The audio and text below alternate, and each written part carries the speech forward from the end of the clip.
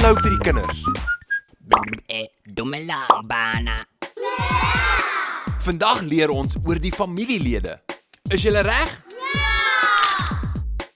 So in hierdie familie is daar 'n pa, 'n ma, 'n broer en 'n suster.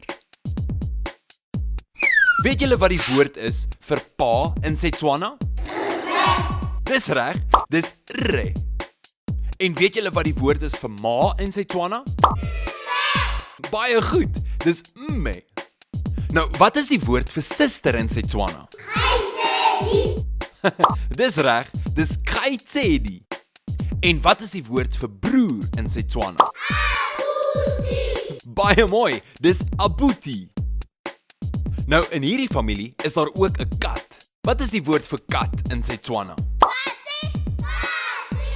Dis reg, dis katsi. Wat is die woord vir hond in Setswana?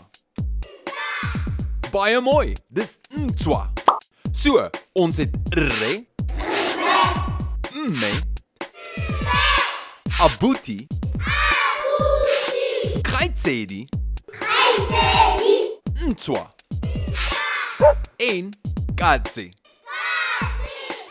Baie mooi. Nou het jy die woorde geleer vir familielede.